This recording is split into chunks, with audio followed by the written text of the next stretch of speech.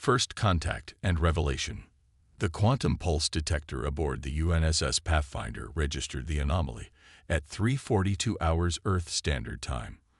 Commander Elise Rice stared at the readout, her coffee forgotten in her hand. For 3 years, the Pathfinder had been scouting the outer reaches of the Tau-Ceti system, humanity's most ambitious deep space mission to date. They weren't expecting to find anything beyond the usual stellar phenomena, and perhaps a habitable exoplanet or two. Instead, they found war. Confirm that reading, Rise ordered, setting down her cup with a measured calm that belied her racing heart. Lieutenant Zhang tapped frantically at his console. Confirmed, Commander. Multiple energy signatures consistent with propulsion systems. And weapons fire. Definite weapons fire. The bridge fell silent. First Contact was supposed to be a monumental, carefully orchestrated diplomatic event, not stumbling upon an interstellar battlefield.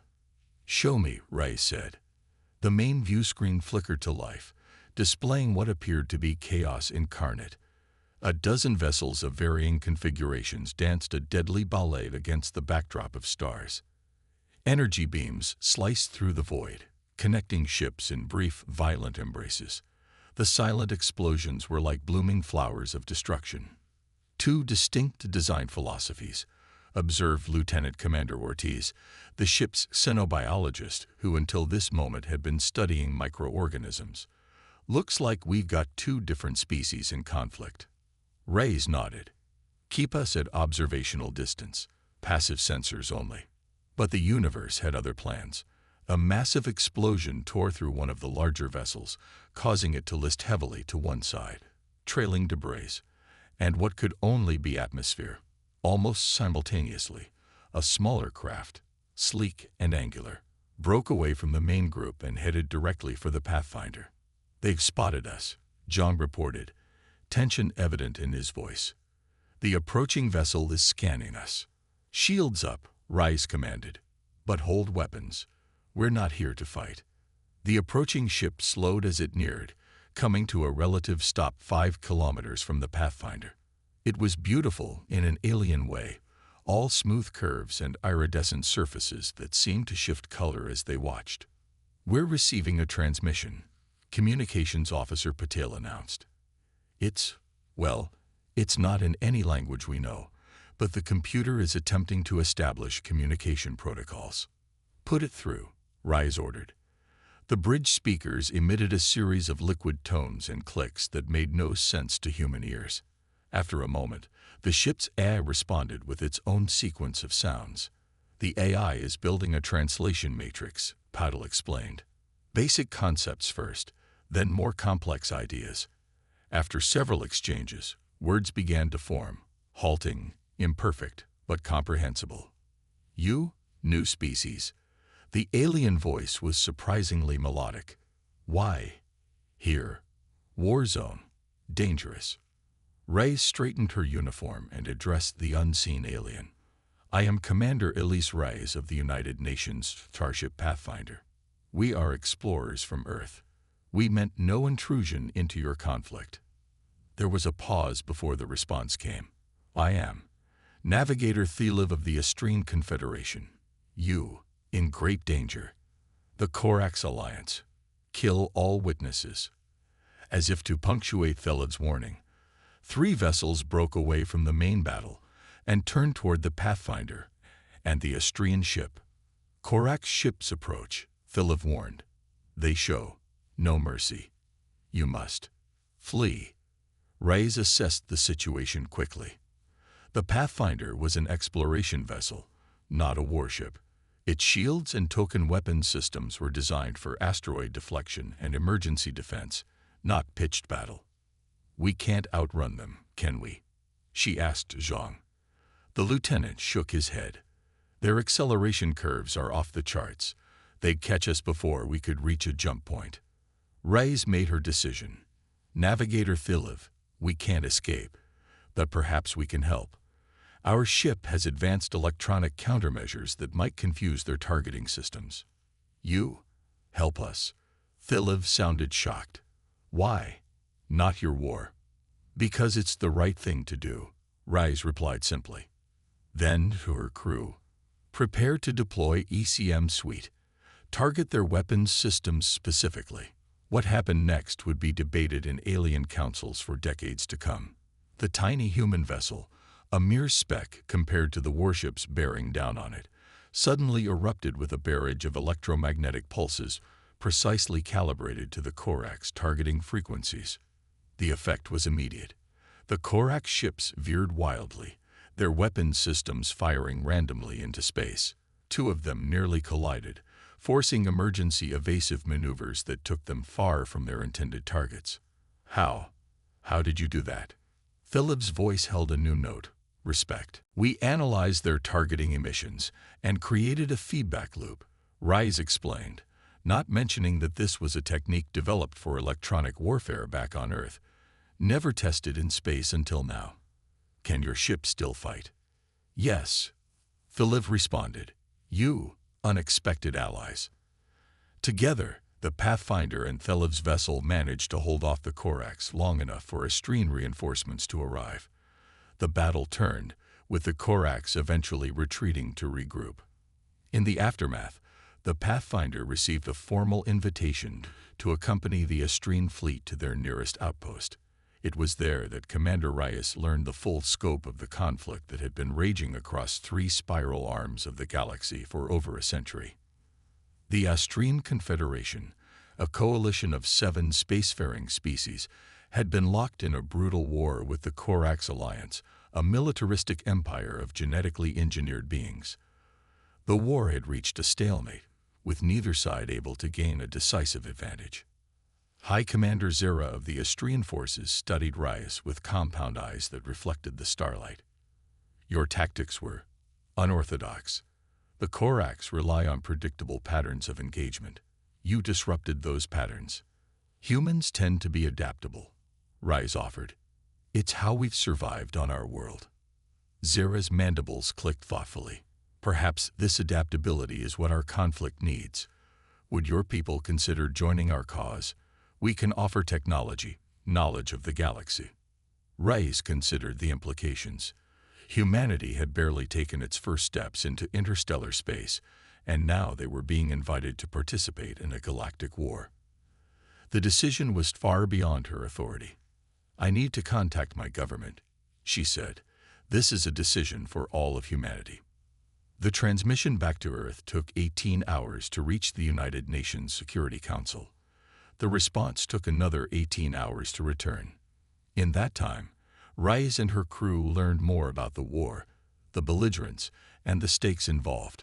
The Corax believed in genetic purity and the right of the strongest to rule. They had been systematically eliminating or subjugating species they deemed inferior. The Astrines fought not just for survival, but for the principle that diversity, biological and cultural, was strength, not weakness. When Earth's response finally came, it was cautious but clear. Humanity would offer limited support to the Astrine Confederation while learning more about the conflict and the galaxy at large. The Pathfinder would remain as Earth's representative, with additional ships to follow once they could be prepared. What neither the humans nor the Astrines could have predicted was how quickly humanity would adapt to interstellar warfare, or how their unorthodox approaches would change the very nature of the conflict. Within 6 months, 5 more Earth vessels had joined the Pathfinder, each bringing specialists in various fields from quantum computing to biological research. Human scientists worked alongside Astrine engineers to develop new defensive systems. Human strategists introduced guerrilla tactics that confused and frustrated the Corax, who were accustomed to large-scale frontal engagements. But it was Commander Reyes who made the most significant breakthrough. Studying Corax communication patterns, she identified a vulnerability in their command structure. Unlike the collaborative Astrines or the independent-minded humans, the Corax operated on a strict hierarchy. Disrupt the top, and the bottom would falter. We don't need to defeat their entire fleet, she explained to High Commander Zera. We just need to isolate and neutralize their command ships. The plan was dangerous, requiring a small strike team to penetrate deep into Corax territory. But if successful, It could deal a crippling blow to the enemy's ability to coordinate their forces. Zera considered the plan. It is unorthodox, but the Corax would never expect it. Very well, Commander. You have my authorization. As preparations began for what would become known as Operation Kingfall, news of humanity's involvement in the war spread throughout the galaxy. Some species watched with interest, others with trepidation, but all recognized the same truth. The arrival of humans had changed everything. The universe, which had grown accustomed to the steady rhythm of the Astrine-Corax conflict, now faced an unpredictable new factor. And no one, not even the humans themselves, could say with certainty what that would mean for the future of the galaxy. Rising Force.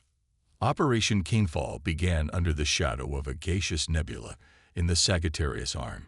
3 human vessels, the Pathfinder, the Defiant, and the newly arrived Audacity, along with 5 Astrine warships, slipped through the diffuse clouds that interfered with Corax long-range sensors. Stealth systems at maximum, reported Captain Isamu Watanabe of the Audacity, a former submarine commander whose experience in underwater stealth had translated surprisingly well to space warfare. We're running cool and quiet. The target was the Corax command vessel Immutable Decree, a massive flagship that served as the nerve center for Corax operations in this sector. Intelligence provided by Astrine spies suggested that 3 high-ranking Corax commanders would be aboard for a strategic summit. Commander Reyes, now serving as the tactical coordinator for the joint human-Astrian force, reviewed the final approach vectors. Remember, this isn't about destruction. It's about disruption. We need to sever their command structure, not annihilate their ships. This distinction was critical. The humans had quickly realized that the Corax, despite their militaristic nature, valued their leadership caste above all else. The loss of a commander was more demoralizing than the loss of 100 ships. Approaching final position, Watanabe reported. Corax patrols on predicted routes. No sign they've detected us. High Commander Zera, who had insisted on personally leading the Astrine contingent, clicked her mandibles. An expression of nervous anticipation. The moment of truth approaches.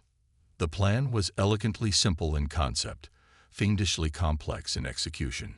Using technology adapted from Earth's electronic warfare systems, enhanced by Astrine quantum computers, they would launch a precisely targeted communications blackout around the Immutable Decree, isolating it from the rest of the fleet. Simultaneously, boarding parties would infiltrate the command vessel and capture, not kill, the Corax commanders. Launch blackout in 3, 2, 1. Execute, Reyes ordered. The effect was immediate and dramatic. The Immutable Decree's external communications array suddenly went dark. Surrounding Corax vessels, uncertain what had happened, began standard contingency maneuvers that actually took them further from their flagship. Phase 1 complete, Reyes announced. Boarding parties, you have your window. 4 assault shuttles, 2 human, 2 Astrian, launched from their motherships, streaking toward the now isolated Corax flagship. Lieutenant Commander Jackson Chen led the human boarding team, a mix of special forces operators and engineers who had trained incessantly for this moment. Approaching docking port, Chen reported. No response from external defenses. They're blind and deaf. The boarding went smoother than anyone had dared hope. With their communications severed, the Corax crew struggled to mount a coordinated defense. The humans and Astrines, moving in small, well-rehearsed teams, systematically secured key junctions and systems. Chen's team located and captured the first Corax commander within 20 minutes. The alien, tall, gray-skinned, with unsettling vertical pupils, hissed defiance but surrendered when he realized he was cut off from his subordinates. The second commander was taken by an Astrine team shortly thereafter. But as they closed in on the main command center, where the third and most senior commander was presumed to be, resistance stiffened.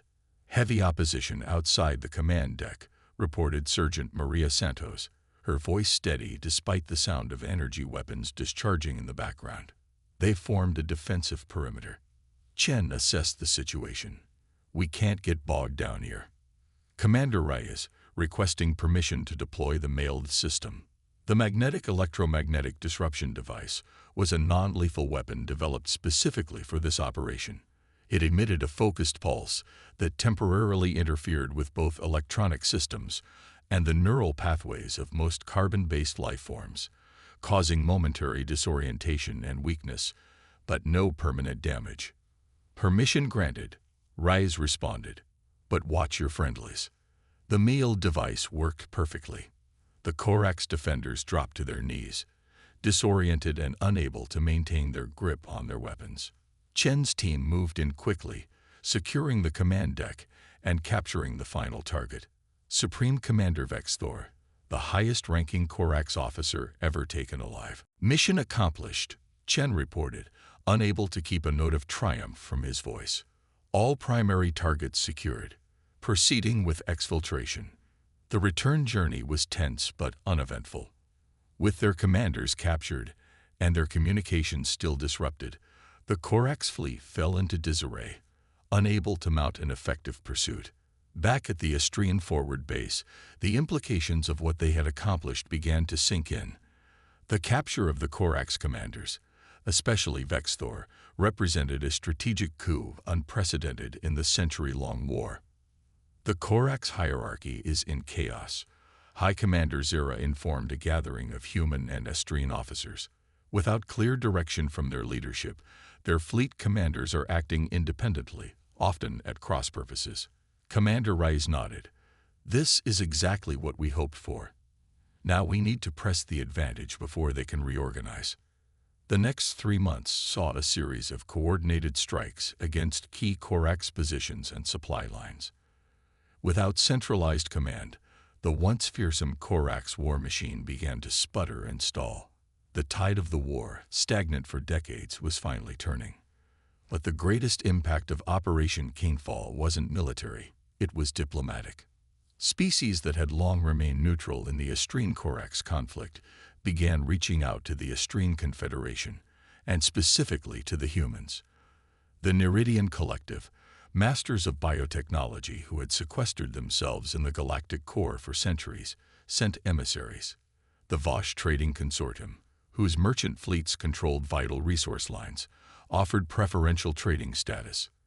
"They're not just impressed that we defeated the Corax commanders," explained Dr. Leila Mbeki, the Pathfinder's chief diplomatic officer. "They're impressed by how we did it. Minimal casualties, surgical precision, the capture rather than execution of enemy leadership." This approach contradicted the prevailing wisdom of galactic warfare, which tended toward overwhelming force and total victory. The humans had demonstrated that there were alternatives to annihilation. Even more surprisingly, whispers began to emerge from within the Corax alliance itself. Minor species that had been subjugated by the Corax for generations saw an opportunity in the disarray of their oppressors. Underground resistance movements, long suppressed, gained new vigor. 6 months after Operation Kingfall, representatives from 27 species gathered at the Astrian homeworld for what would become known as the Confluence Summit. Among them were delegates from 3 former Corax subject worlds that had declared independence in the wake of the command structure's collapse. Commander Reyes, now serving as humanity's official representative, addressed the gathered delegates. "We stand at a crossroads. The Corax war machine has been dealt a serious blow, but it would be naive to think they won't recover. What matters now is what we build in the space we've created." The summit resulted in the formation of the Galactic Cooperative, an alliance dedicated to mutual defense and cultural exchange. Unlike the rigid hierarchies of the Corax, or even the structured confederation of the Astrians, the cooperative was designed as a fluid network where species could participate according to their abilities and needs. Humanity, despite being the newest arrival on the galactic stage, was invited to serve as one of the founding members of the cooperative's governing council. It was an honor that reflected the profound impact Earth's approach had made. Not everyone was pleased with these developments. Traditionalists within the Astrian military questioned the wisdom of elevating the humans so quickly. Some neutral species worried that the cooperative would simply replace the Corax as a dominant power. And the Corax themselves, while weakened, were far from defeated. Reports from the borders of their territory suggested a consolidation of forces, a gathering of strength for what might be a desperate but devastating counterattack. As the first year of humanity's involvement in the Galactic War drew to a close, Commander Rice found herself standing at a viewport on the Astrine homeworld, gazing up at the unfamiliar constellations. "Quite a view, isn't it?" said a voice behind her. It was Dr. Mbiki, who had become a close confidant during their shared trials. "It still doesn't seem real sometimes," Rice admitted. "A year ago, we were celebrating the discovery of bacterial fossils on Europa. Now we're helping reshape the power structure of the galaxy." Mbiki joined her at the viewport. "That's what worries me. We've risen so fast, made such an impact. It makes me wonder if we fully considered the consequences of our actions." Rice nodded slowly. "The Corax are regrouping. When they strike back, and they will, it won't be like before. They've studied us now. They know our tactics, our technologies. Then we'll need to evolve again," Mbiki said simply. "That's what humans do best, isn't it? Adapt." As if in answer to her words, a priority alert chimed on Reyes's communicator. The message was brief but ominous. Corax forces were on the move, and they were heading directly for Earth. The next phase of the war had begun, and this time, humanity's homeworld itself was the target. Reshaping the stars. The Corax counteroffensive began with a ferocity that shocked even veteran Astrine commanders. A fleet of over 300 warships, including several dreadnoughts that had never before been deployed outside Corax core systems, surged across the contested borders of the Sagittarius Arm. Their target was clear: Earth. "This isn't just a military operation," Commander Reyes explained to the hastily assembled Galactic Cooperative Council. "It's a statement. The Corax want to eliminate the source of disruption: us." High Commander Zera's compound eyes reflected the glow of the tactical display. "They seek to make an example of your world, to show the galaxy what happens to those who challenge Corax supremacy." The council chamber fell silent as the implications sank in. Earth, despite its remarkable contributions to the war effort, remained vulnerable. Its defense systems were designed to handle asteroids and solar flares, not a full-scale invasion by the most powerful military force in the known galaxy. Admiral Helena Chin, commander of Earth's newly formed Space Defense Force, spoke up from her position at the communication terminal. "Earth isn't defenseless. We've been preparing since first contact, but we can't withstand the full might of the Corax fleet alone." "You won't have to," declared Tarvik, representative of the Neridian Collective. His translucent skin pulsed with bioluminescence as he spoke. "The Collective pledges its bioships to Earth's defense." One by one, representatives from across the cooperative made similar commitments. Vessels, weapons, technologies, all would be directed toward protecting humanity's homeworld. But Reyes knew it wouldn't be enough. Even with Allied support, the combined defensive fleet would be outnumbered 2-1. They needed something more than just ships and weapons. They needed a strategy that would turn the Corax strength against them. The answer came from an unexpected source: Supreme Commander Vexthor, the captured Corax leader who had been held in an Astrine security facility since Operation Kingfall. "He's requesting to speak with you," Dr. Mbiki informed Reyes. "He says he has information critical to Earth's survival." The meeting took place in a heavily guarded chamber. Vexthor, still imposing despite his captivity, fixed Reyes with his vertical pupilled stare. "You have surprised us, human," he said, his voice a low rumble. "No species has challenged the Corax as effectively as yours in 10,000 cycles." "I didn't come for compliments," Reyes replied coldly. "You said you have information." Vexthor's lipless mouth curved in what might have been a smile. "The fleet approaching your world is commanded by Archon Draskar, my rival within the hierarchy. He seeks not only to destroy your planet, but to erase my legacy." His pride blinds him. "How does that help us?" Drazkar adheres rigidly to the ancient battle doctrines. He will deploy his forces in the seventh formation, overwhelming force directed at the strongest point of resistance. Vex Thor leaned forward, but the seventh formation has a vulnerability that few outside the hierarchy know. Rise narrowed her eyes. Why would you help us? Because I prefer a galaxy with humans in it, Vex Thor said simply. You have shown that there are alternatives to our way of thinking. And because when Drazkar fails, my faction within the hierarchy will regain influence. The information Vex Thor provided proved invaluable. The seventh formation, while overwhelming in its frontal assault capability, left its command and control nodes exposed if the defender could penetrate the outer screening vessels. Armed with this knowledge, Rais and Admiral Chen devised a daring plan. They would appear to concentrate Earth's defenses at the most obvious approach vector, drawing the Corax into deploying their full seventh formation. Meanwhile, a strike force of the fastest and stealthiest vessels from across the cooperative would circle behind the Corax fleet and target the vulnerable command nodes. As the Corax fleet entered the Sol system, everything depended on timing and deception. Earth's defenders made a show of fortifying Jupiter's orbit, creating the impression that they intended to make their stand there before the invaders could reach Earth itself. The Corax, just as Vex Thor had predicted, deployed in the seventh formation, a massive wedge of warships with their heaviest firepower concentrated at the front. They accelerated toward Jupiter, eager to crush the human resistance in a single, overwhelming blow. What they didn't see was the strike force, 20 ships from 7 different species, led by the UNSS Audacity, slipping past Neptune's orbit on a course that would bring them directly behind the Corax formation.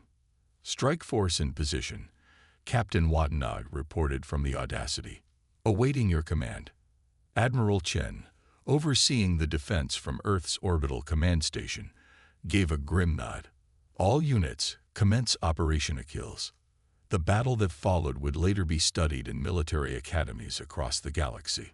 The Earth Defense Fleet, seemingly outmatched, suddenly executed a complex series of maneuvers that disrupted the carefully organized Corax formation.